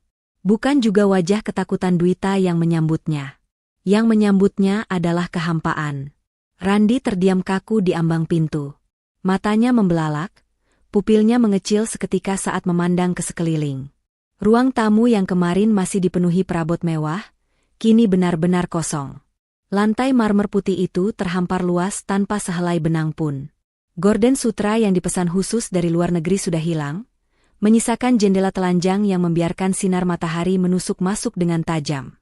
Lutut Randi terasa goyah. Ia melangkah masuk perlahan, seolah memasuki rumah hantu. Suara langkah sepatunya menggema, tok tok tok, memantul di dinding-dinding kosong yang bisu. Ini mimpi kan? Desisnya. Ia mengucek matanya, berharap saat ia membukanya lagi, semua perabot itu kembali dan Dwita sedang duduk di sofa. Tapi tidak. Kekosongan itu nyata. Pandangan Randi kemudian tertumbuk pada dinding ruang tengah. Dinding yang seharusnya bersih itu, kini ternoda oleh cat semprot berwarna merah darah yang masih terlihat basah. Tulisan besar nan kasar itu seolah menampar wajahnya dengan keras. Kejutan dari si, beban, yang kamu hina. Randi membaca kalimat pertama itu, dan seketika darahnya terasa berhenti mengalir. Memori tentang percakapan teleponnya dengan Sinta di mobil 2 hari lalu berputar kembali di otaknya seperti kaset rusak. Istriku itu beban hidupku. Kata-kata itu. Kata-kata yang ia ucapkan dengan penuh kesombongan pada selingkuhannya. Ternyata Dwita mendengarnya. Telepon itu tidak terputus. Randi mundur selangkah, napasnya mulai sesak. Ia membaca baris selanjutnya. Rumah ini sudah kujual 10 miliar. Selamat menikmati hidup tanpa beban. 10 miliar? Suara Randi tercekat di tenggorokan. Kakinya lemas. Tubuhnya ambruk, berlutut di lantai yang dingin. Ia menatap amplop kecil di lantai tepat di bawah tulisan itu. Dengan tangan gemetar hebat, ia merobek amplop itu. Isinya hanya selembar uang 2.000 rupiah. Uang parkir. Penghinaan ini begitu telak. Dwita, wanita yang selama ini ia anggap bodoh, lemah, dan penurut, baru saja menghancurkan hidupnya dalam satu kali pukulan telak. Nggak mungkin. Dia nggak mungkin secerdas ini. Dia cuma ibu rumah tangga. Teriak Randi histeris pada ruangan kosong itu. Suaranya memantul, mengejeknya kembali. Panik mulai menguasai dirinya sepenuhnya. Randi merogoh saku celananya, mengeluarkan ponselnya dengan tergesa.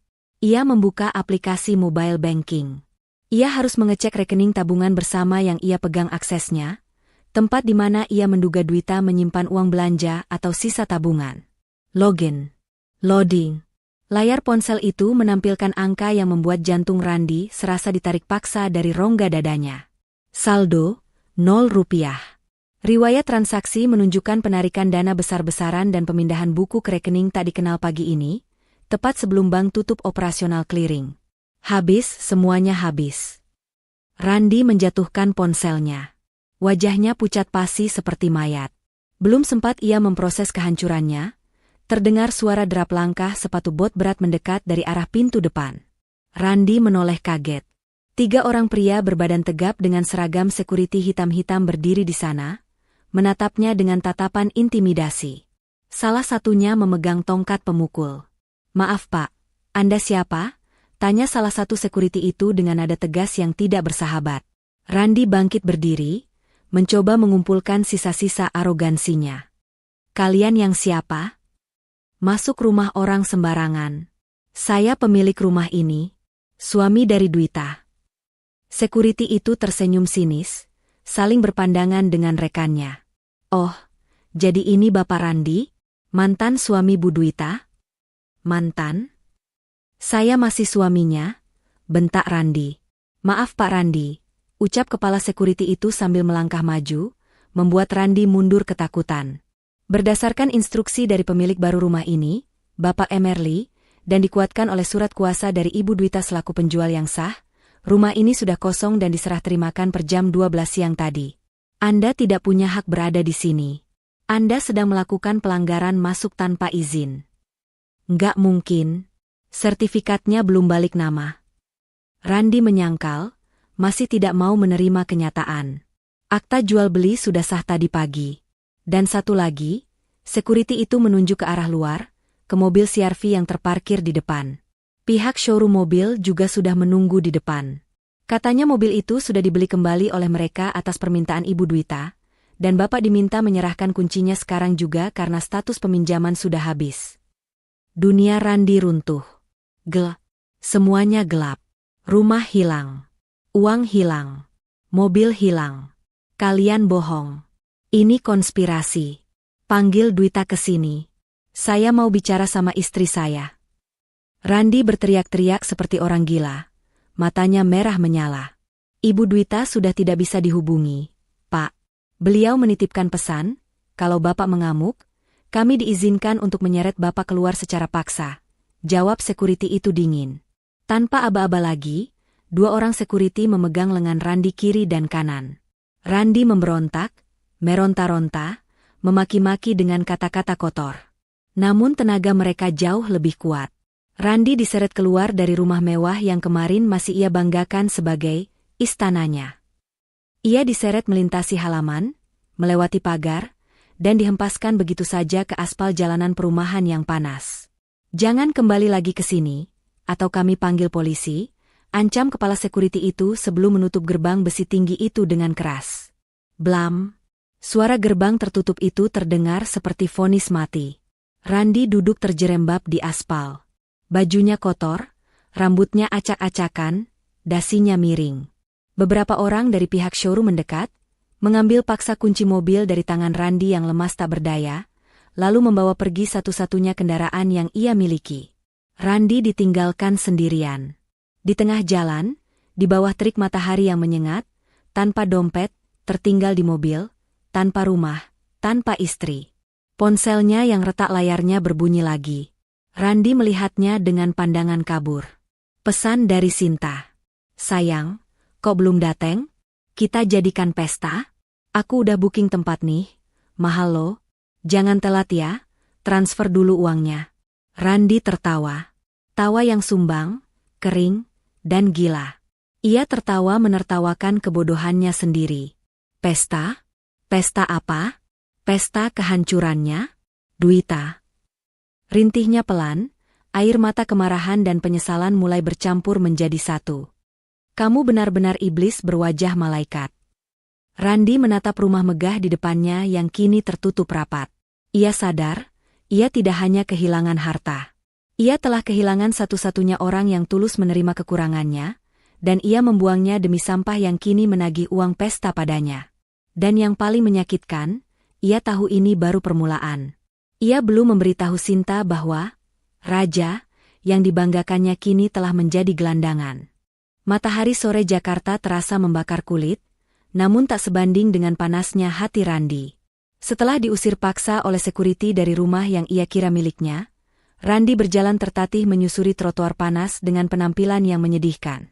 Kemeja mahalnya kusut dan kotor oleh debu aspal, dasinya hilang entah kemana, dan sepatu pantofelnya lecet.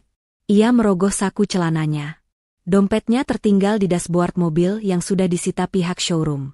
Untungnya, ponselnya masih ada di genggaman, meski layarnya retak. Sisa saldo di aplikasi ojek online-nya tinggal sedikit, cukup untuk 1 kali perjalanan. Tujuannya hanya satu, apartemen Sinta. Dalam kepalanya yang kalut, Randi masih menyimpan seberkas harapan naif. Sinta mencintainya. Sinta adalah belahan jiwanya, wanita yang mengerti dirinya, berbeda dengan Dwita yang kaku dan membosankan. Sinta pasti akan menampungnya, menghiburnya, dan mereka akan menyusun rencana balasan bersama. Bukankah Sinta pernah bilang rela hidup susah asal bersamanya? Tunggu aku, sayang. Kita akan bangkit.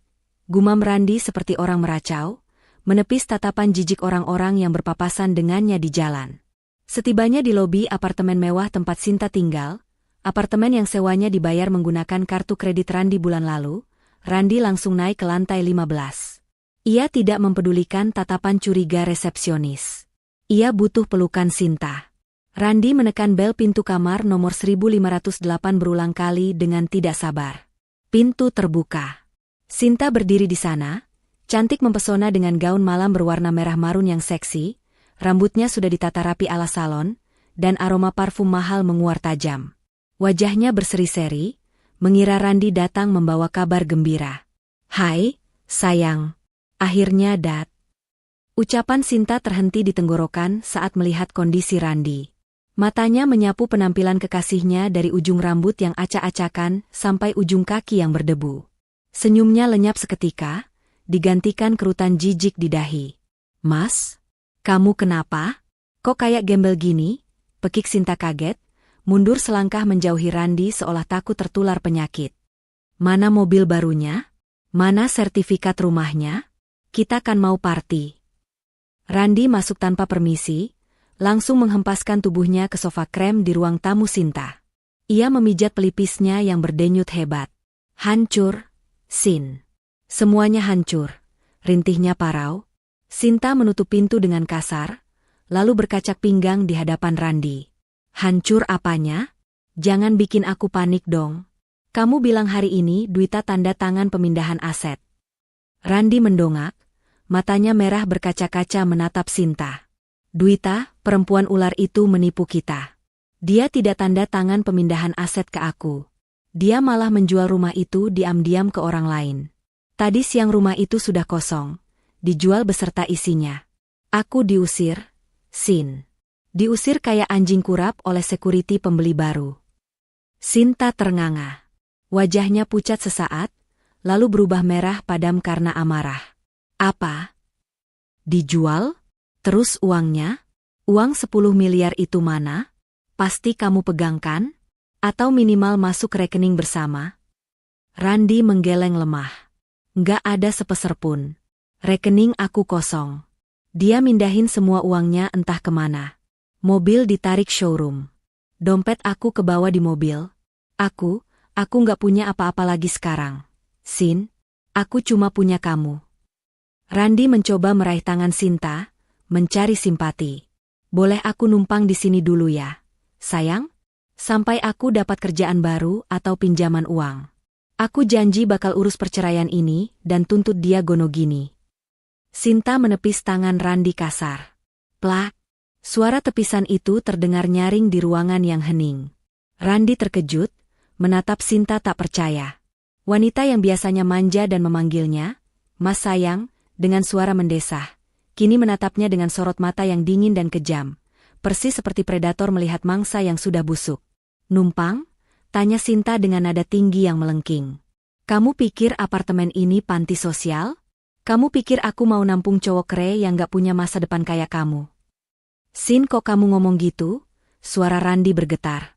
"Kita kan saling cinta. Kamu bilang kamu mau nemenin aku dalam suka dan duka." Sinta tertawa keras, tawa yang meremehkan dan menyakitkan hati. "Cinta? Mas, sadar diri dong. Aku mau sama kamu karena aku pikir kamu kaya. Aku pikir rumah gedong itu punya kamu. Aku pikir kamu direktur sukses. Ternyata apa?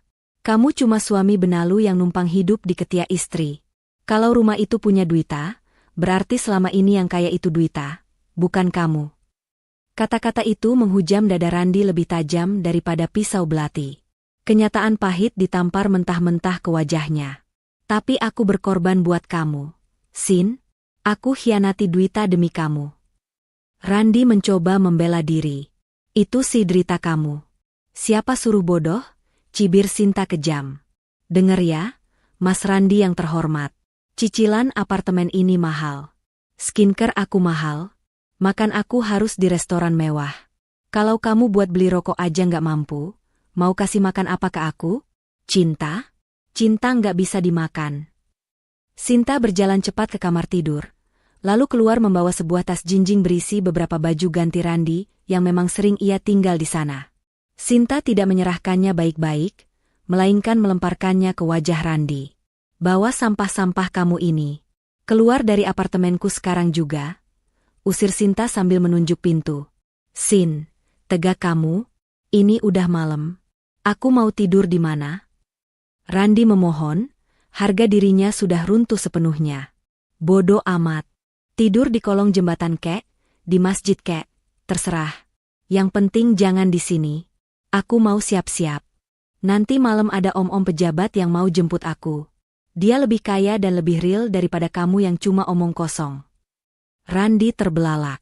Jadi selama ini, kamu juga punya simpanan lain. Ya iyalah. Cadangan. Jaga-jaga kalau kamu ternyata zong. Dan bener kan firasat aku? Kamu itu investasi bodong. Sinta menarik lengan Randi, memaksanya bangun dari sofa. Tenaganya mendadak kuat karena didorong rasa jijik dan emosi. Sinta menyeret Randi ke pintu, lalu mendorongnya keluar ke koridor apartemen. Randi terhuyung, hampir jatuh. Jangan pernah hubungi aku lagi. Nomor kamu udah aku blokir. Dan jangan coba-coba datang ke sini lagi atau aku panggil satpam buat seret kamu karena pelecehan. Ancam Sinta. Blam. Pintu apartemen itu tertutup keras tepat di depan hidung Randi. Suara kunci diputar dari dalam terdengar jelas. Randi berdiri mematung di koridor yang dingin itu. Di tangannya hanya ada tas plastik berisi baju kotor. Di sakunya hanya ada ponsel retak dengan baterai yang nyaris habis. Di hatinya, ada lubang besar yang menganga. Baru tadi pagi ia merasa seperti raja dunia. Ia punya istri yang ia kira bodoh tapi kaya. Ia punya selingkuhan cantik. Ia punya jabatan. Dalam hitungan kurang dari 12 jam, Dwita telah membalikan papan catur itu. Dwita telah mengambil rajanya, bentengnya, dan kudanya, meninggalkan Randi hanya sebagai bidak pion yang tidak berharga. Perlahan, tubuh Randi merosot di depan pintu apartemen Sinta. Ia menekuk lutut, membenamkan wajahnya di antara kedua tangan. Bahunya berguncang hebat. Bukan karena tangisan penyesalan pada Tuhan atau pada Dwita, tapi tangisan meratapi nasibnya sendiri yang kini sadar betapa bodohnya ia. Suara Sinta dari dalam samar-samar terdengar, sedang menelepon seseorang dengan nada manja yang dulu selalu ditujukan padanya. Halo, Om? Iya nih, udah siap. Jemput ya? Iya, yang tadi itu cuma pengganggu kok. Udah aku usir.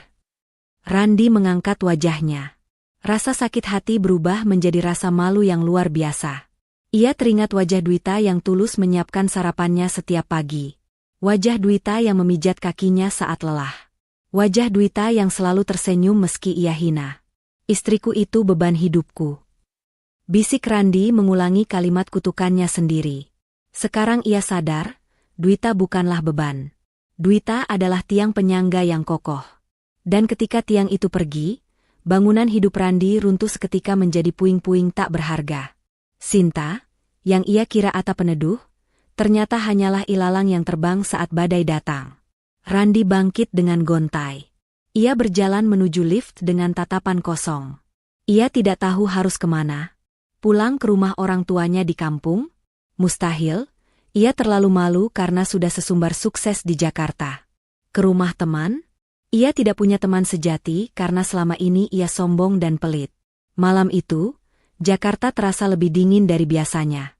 Randi berjalan keluar dari gedung apartemen mewah itu, menyatu dengan kegelapan malam, menjadi gelandangan di kota yang dulu pernah ia taklukkan dengan kesombongan.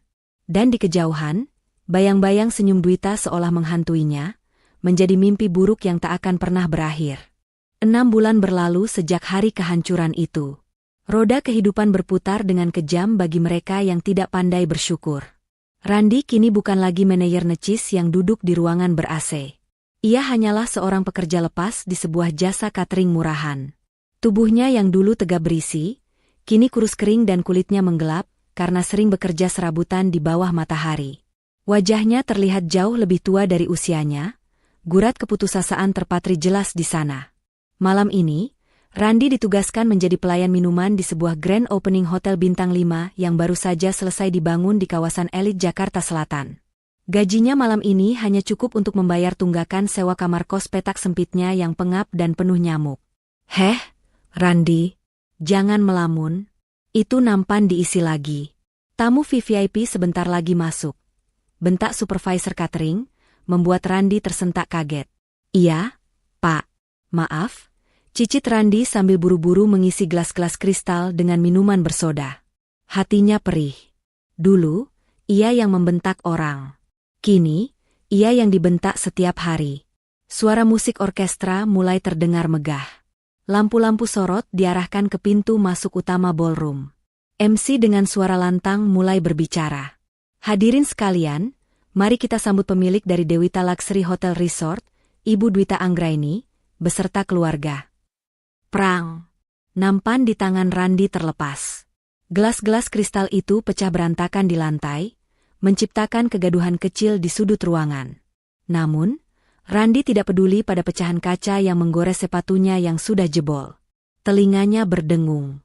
"Dwita?" Randi menoleh kaku ke arah panggung utama. Di sana, berjalan di atas karpet merah, sesosok wanita yang sangat ia kenal namun terasa begitu asing. Itu Dwita. Namun bukan Dwita yang berdaster lusuh dan bau bawang yang dulu sering ia hina. Wanita di sana mengenakan gaun malam rancangan desainer ternama berwarna emas yang membalut tubuhnya dengan sempurna. Rambutnya ditata anggun, wajahnya bersinar penuh percaya diri, dan di lehernya melingkar kalung berlian yang harganya mungkin bisa membeli harga diri Randi 1000 kali lipat. Di sebelah kanan Dwita, berjalan Ibu Rina, Ibunda Dwita, yang tampak sehat dan bahagia. Dan di sebelah kiri Dwita, Randi menahan napas. Seorang pria gagah, tinggi, dan tampan dengan setelan jas mahal, menggandeng tangan Dwita dengan mesra namun penuh hormat. Pria itu menatap Dwita seperti menatap berlian paling berharga di dunia. Tatapan yang dulu seharusnya Randi berikan, namun tidak pernah ia lakukan. "Dwita," desis Randi tanpa sadar. Air matanya merebak. "Heh, kamu bikin kacau saja. Cepat bersihkan ini sebelum dilihat tamu." Supervisor menarik kerah baju seragam Randi yang kebesaran, menyeretnya untuk berjongkok memunguti pecahan kaca.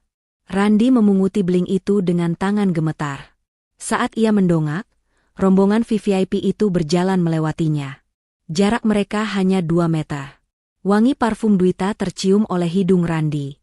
Wangi kemewahan. Wangi kesuksesan. "Dwita," panggil Randi lirih, mencoba berdiri. Langkah Dwita terhenti sejenak. Ia menoleh ke arah suara itu. Mata indah itu bertemu dengan mata cekung Randi. Jantung Randi berdegup kencang. Ia berharap Dwita akan marah, memaki, atau setidaknya menunjukkan emosi. Jika Dwita marah, berarti Dwita masih peduli. Randi siap bersimpuh, siap mencium kaki Dwita di depan ratusan orang ini untuk minta maaf dan minta kembali. Namun, reaksi Dwita sungguh di luar dugaan. Dwita menatap Randi dari ujung rambut sampai ujung kaki. Tatapannya datar, dingin, kosong. Tidak ada kebencian, tidak ada kemarahan, dan yang paling menyakitkan, tidak ada pengenalan. Dwita menatap Randi seolah-olah Randi hanyalah tiang gedung atau noda kecil di lantai yang tidak penting. "Ada apa, sayang?" tanya pria gagah di samping Dwita, menatap Randi dengan heran. Dwita tersenyum tipis pada pria itu, senyum tulus yang sangat cantik. Lalu ia kembali menoleh sekilas ke arah Randi dan berkata dengan nada tenang, "Tidak ada apa-apa, Mas. Hanya pelayan yang menjatuhkan gelas. Ayo jalan lagi, tamu undangan sudah menunggu." "Hanya pelayan." Dua kata itu menghantam dada Randi lebih keras daripada palu godam. Dwita tidak menganggapnya ada. Bagi Dwita, Randi sudah mati. Randi bukan lagi siapa-siapa. Dwita berlalu begitu saja, mengibaskan gaun indahnya, meninggalkan Randi yang terpaku dengan mulut ternganga. Ibu Rina sempat melirik Randi sekilas dengan tatapan iba, lalu menggelengkan kepala pelan dan mengikuti langkah putrinya. Randi ingin mengejar, ingin berteriak bahwa dia adalah suaminya, ralat, mantan suaminya. Tapi tubuhnya kaku, kakinya lemas. "Kamu dipecat," teriak supervisor di telinganya. Bikin malu hotel saja. Keluar kamu sekarang lewat pintu belakang. Randi diseret paksa oleh 2 orang security hotel bertubuh kekar. Ia diseret menjauh dari kemerlap pesta, menjauh dari AC yang dingin, menjauh dari wangi makanan enak. Ia dilempar keluar lewat pintu loading dock, jatuh tersungkur di dekat bak sampah yang bau busuk. Dari balik pintu yang tertutup, sayup-sayup terdengar suara tepuk tangan meriah menyambut pidato Dwita. Randi duduk memeluk lutut di antara tumpukan sampah basah. Ia menangis. Bukan tangisan sedih, tapi tangisan meraung-raung penuh penyesalan yang terlambat. Bayangan Sinta yang mengusirnya, bayangan rumah mewah yang ia sia-siakan, dan bayangan wajah dingin Dwita barusan, semuanya berputar di kepalanya. Dulu ia punya istri yang tulus, ia sebut beban. Dulu ia punya rumah mewah, ia gadaikan demi gengsi. Sekarang, ia benar-benar sendirian. Tanpa uang, tanpa cinta, tanpa harga diri. Randi menatap langit malam Jakarta yang kelam. Di atas sana, di balik jendela kaca gedung tinggi itu, Dwita sedang tertawa bahagia, bersinar terang seperti bintang yang baru saja lepas dari awan mendung. Sementara Randi, ia tetaplah Randi yang terpuruk di tanah, menyadari bahwa beban yang ia buang dulu, ternyata adalah sayap yang selama ini membuatnya bisa terbang. Dan kini tanpa sayap itu, ia hanyalah serangga yang terinjak-injak nasib. Tama. Pesan moral. Jangan kufur nikmat, hargailah pasangan yang tulus menerima kita dari nol. Mencari yang sempurna tidak akan ada habisnya. Dan seringkali apa yang kita anggap beban, justru adalah penopang hidup kita yang paling kuat. Kesombongan adalah awal kehancuran. Merasa diri paling hebat dan merendahkan orang lain, terutama istri sendiri, hanya akan membawa kita pada kerendahan yang sesungguhnya. Kesetiaan itu mahal. Pengkhianatan mungkin terasa manis sesaat, namun akan dibayar dengan penyesalan seumur hidup yang pahit. Karma tidak pernah salah alamat.